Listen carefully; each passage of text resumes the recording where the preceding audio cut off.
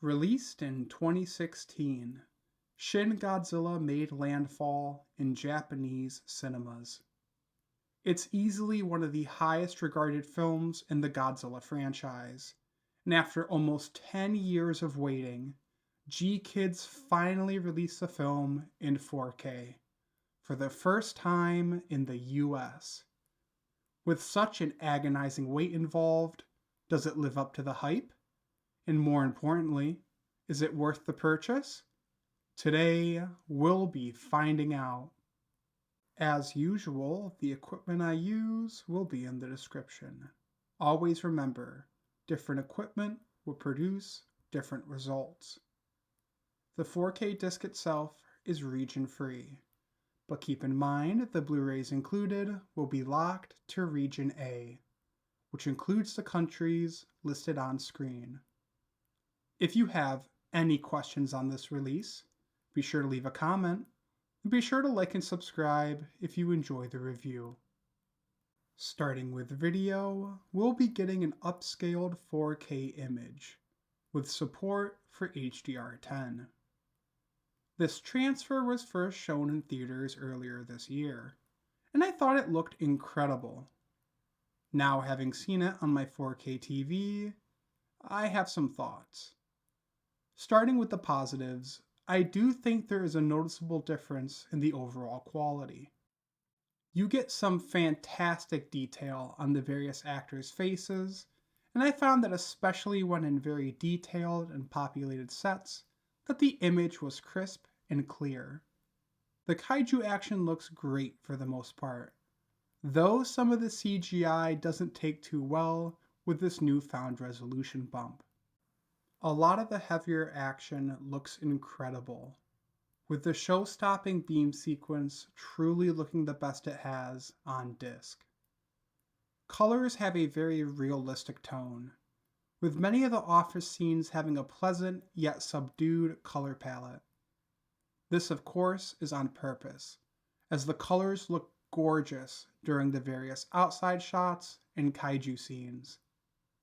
Clothing and vehicles also pop, adding some vibrancy from time to time.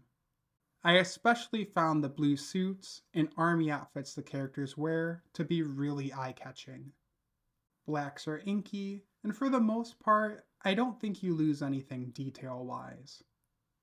Something I find worth noting is that the image is somewhat dim. Don't get me wrong, explosions and lights come off bright on screen, but aspects of this film almost seem too faint. I found that slightly adjusting the brightness of my TV helped, so while not a major thing, I do still find it worth noting. Overall, I'm happy with the image. While this isn't going to blow you away from start to finish, there are plenty of moments mixed in that will bring a big smile to your face with the newly added beauty. Getting to audio, you get both a Japanese and English DTS HD 3.1 master audio mix. I watched the film with the newly made English dub, so we'll start with that.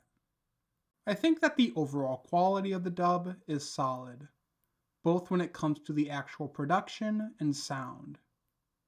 Voices for the most part are clear, though I did find I had a hard time catching certain lines of dialogue. The movie is frantic, so at times that's down to design. But the direction of this dub was definitely aiming for a more natural performance from the cast, which I think does lead to some line reads not quite being loud enough. Sound effects still pack a punch, with the destruction Godzilla commits having major impact, with some deep rumbles and bellows really shaking the room. Music is clear and elevates what is already a gorgeously sounding film. Shiro Sugisu nails the soundtrack, and I'm happy to say it comes through very well. From my skimming of the Japanese audio, I'd be inclined to say all the positives apply, with the added bonus that the dialogue comes out clearer. My biggest flaw with the audio tracks has to be the fact they're both 3.1. That's also the case with the Japanese release, so while it's heavily disappointing, I can't knock GKids too much. Overall, both are solid audio options. For special features, you'll be getting a promotional video collection, making of Shin Godzilla featurette, deleted scenes, outtakes, newsreels used in the film, previs reel collection, previs and special effects outtakes, visual effects breakdown, trailers and teasers, and if you bought the collector's edition, you also get a copy of Shin Godzilla Orthochromatic as an additional disc. These are hands down the reason so many people will be sold on this set.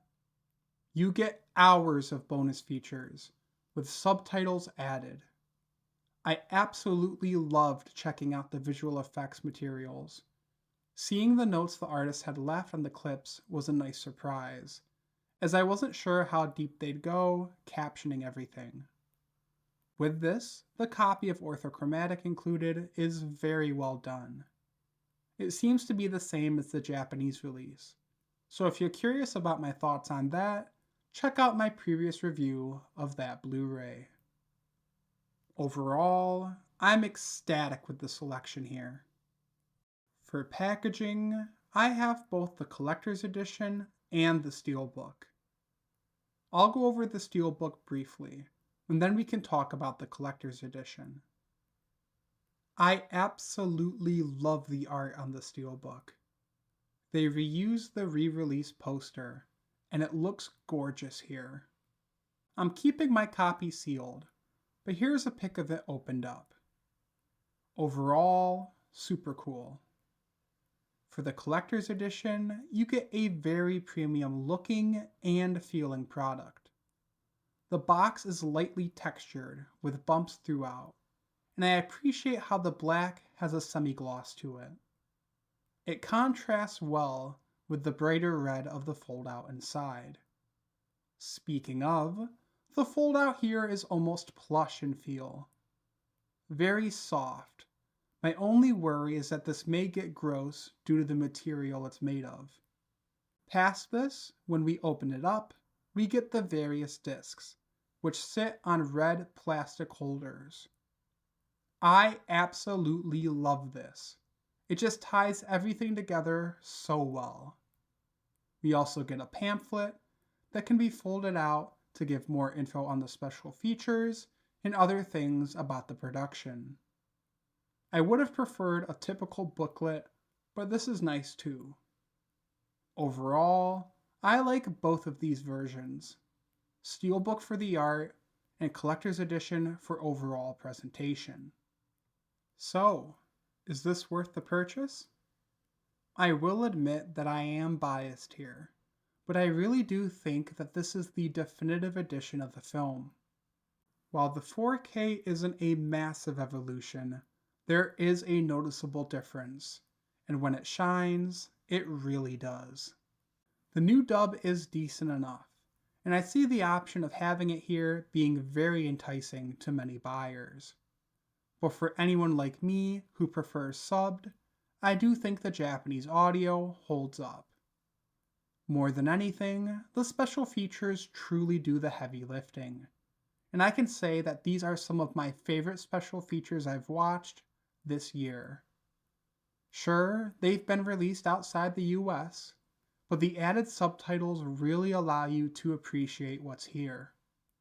The special features come with each GKids release of the film, but keep in mind the orthochromatic cut is exclusive to the collector's edition.